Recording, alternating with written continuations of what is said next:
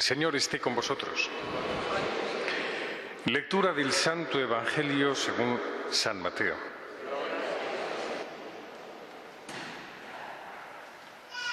En aquel tiempo Jesús, llamando a sus 12 discípulos, les dio autoridad para expulsar espíritus inmundos y curar toda enfermedad y toda dolencia. Estos son los nombres de los 12 apóstoles.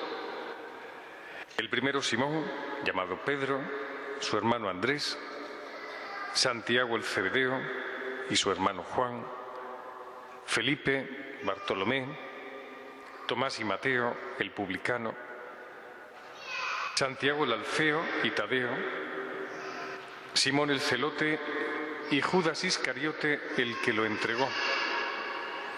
A estos 12 los envió Jesús con estas instrucciones: no vayáis a tierra de gentiles ni entréis en las ciudades de Samaria, sino id a las ovejas descarriadas de Israel. Id y proclamad que el reino de los cielos está cerca. Palabra del Señor. Nos sentamos un segundo. Hay un mensaje que durante estos días nos va a recordar la liturgia, la lectura del Evangelio permanentemente, hasta el viernes yo creo, que es una frase que cada vez que yo la leo me conmueve profundamente, ¿no? Porque dice, os he escogido y os he nombrado como ovejas en medio de lobos. Es una frase que dice el Señor mucho y la repetiremos también este viernes y la oímos el domingo pasado. Os envío como ovejas en medio de lobos. ¿Sabéis cuál es la interpretación casi normal que hacemos de esas palabras? Que nosotros somos las ovejas y la gente exterior no cristiana viene con sus tentaciones a cargarnos a nosotros. Ellos, como los lobos devoradores con sus fauces desesperadas, a acabar con nosotros. Y es como si nos entabláramos en una guerra. Nosotros los cristianos y los que vienen a acabar con nosotros. Vamos a reflexionar un poco más en esta frase porque no es tan simple como parece, ¿no? Es que a veces no nos damos cuenta, atención, de que yo soy un fabricante de lobos. No es que el malo de la película aquí soy yo muchas veces creando las propias tentaciones, con mis pasiones, con mis gustos, con mis historias, las cosas que yo me monto particularmente, mis dobles vidas, mis maneras de ver las cosas del Señor interpretadas solamente por mí, no por la Iglesia, sino hacer las cosas como a mi modo, acomodar al Señor a mi vida. Esos son los lobos que van naciendo dentro de mí y se convierten propiamente en nuestra vida en una especie de acto de adoración personal, o sea, de hacer mi vida, ¿no? Tomás Moro, sabéis que Tomás Moro fue una de esas figuras relevantes del siglo XVI, una de las grandes, de las más importantes de la historia de la Iglesia. Él decía, cuando fue el Lord Canciller de Enrique VIII, imaginaos, la época en la que iba a haber la disolución, la ruptura entre la Iglesia de Inglaterra y la Iglesia de Roma, una cosa tremenda, ¿no? Solo porque, por el capricho de un hombre, Pues en ese momento, cuando él recibe el toisón y se lo pone encima de los hombros, dice: a partir de ahora yo voy a estar rodeado de poder, de las intrigas de la corte, de las conversaciones a ver quién está más cerca del monarca. Y todo eso son muchas tentaciones permanentes para aquel que está rodeado de poder. Y dice él de una forma muy expresa, todo eso son víboras. Y las víboras pican.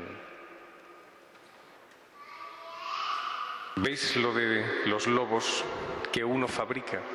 Que él lo llama víboras, pero en el fondo son las tentaciones de irse hacia otra cosa que no son el Señor.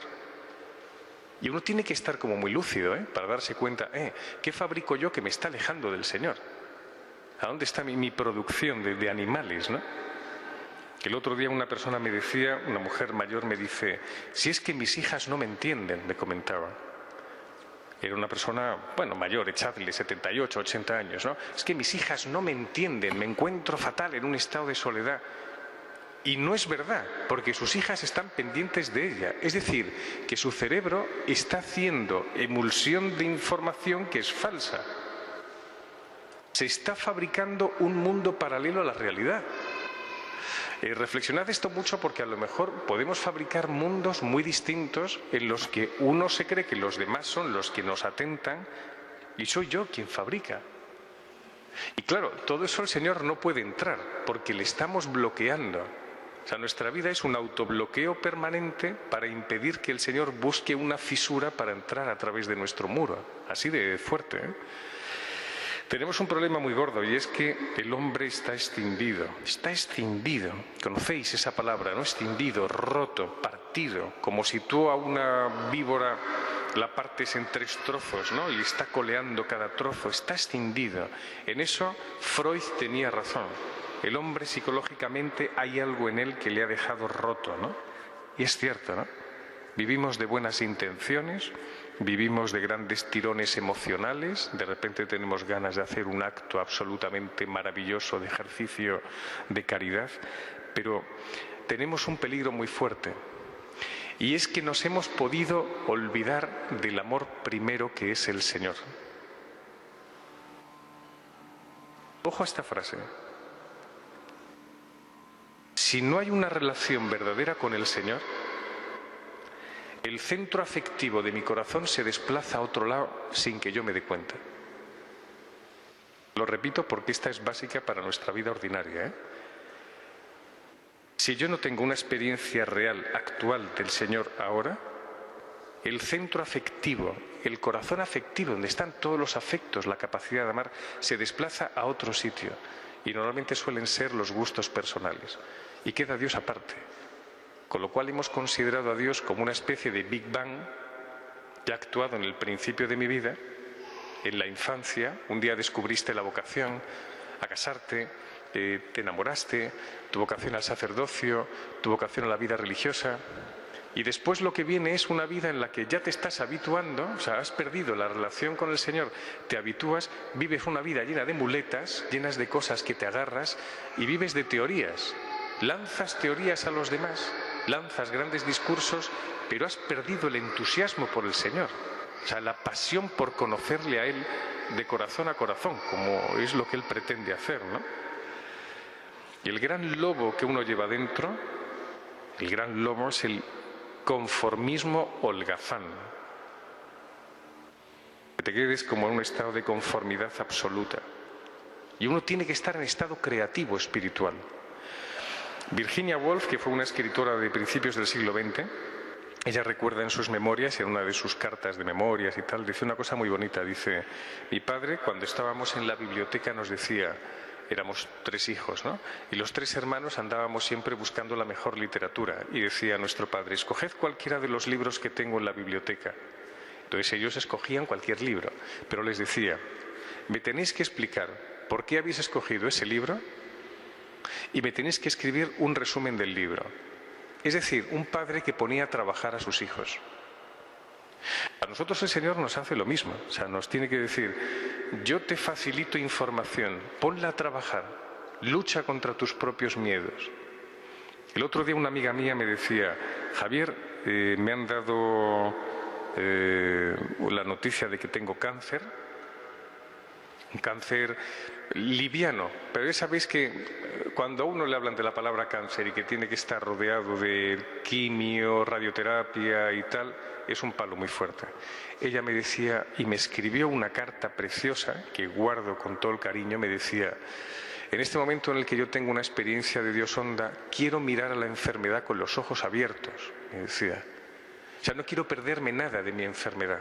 Quiero conocerla a fondo para entrar más a fondo con ella, que es real, en el Señor.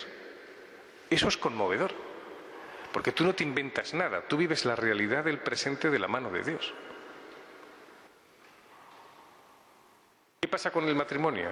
Que los lobos vienen cuando tú te crees que el matrimonio es un ensamblaje natural. El otro día hablaba con unos novios y me decían, los acababa de casar, llevaban 1 año, y ya tienen problemas. Y me decía él, pero si yo pensaba que esto era un ensamblaje natural, o sea, que las cosas surgen, o sea, que todo es normal. Yo la quiero, ella me quiere, chico encuentra chica, los 2 se casan, esto es un para siempre normal, como tomarse un batido de fresa. Esto surge, ¿no? Y en el fondo el problema es la ofuscación al sacrificio. Todos los seres humanos tenemos el gran problema de la ofuscación al sacrificio. Porque los lobos que generamos de dentro nos dicen, no te compliques la vida, no te sacrifiques, en el fondo no te merece la pena. Pues termino con una frase de la nueva encíclica del Papa Francisco, Lumen Fidei, que dice, fijaos qué bonito, porque el Señor no te soluciona los problemas. El Señor no viene aquí a hacerte el milagro prescindiendo de ti. No viene a hacer eso. Dice, la fe no es una luz que disipa las tinieblas. Qué frase más fuerte. Entonces, ¿qué es la fe? La fe no es una luz que disipa las tinieblas, sino es una lámpara pequeña que sirve para el camino y le basta. Esta frase es para rezar en ella 3 meses. La fe no es de repente ese cañón que se proyecta sobre el cómico, sobre el escenario, ¿sabéis? Esa especie de luz que es resplandeciente, que el cómico ya no ve la realidad porque está ahí pendiente de ese focazo de luz. La fe no es así. La fe es una lamparilla pequeña que te ayuda a evitar las cosas menores, que no te tropieces, que no te... Así de frágil es también la fe. Y tenemos que acostumbrarnos a ese misterio del Señor, ¿no? Pues somos una oveja temblona, una oveja muy pequeña, ¿no?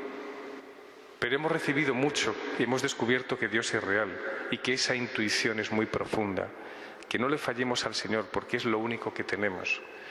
Evitad que toda esa producción de lobos y de tentaciones y de pasiones y de apartamientos del Señor, de lo cotidiano con Él, nos priven de una experiencia profunda del Señor.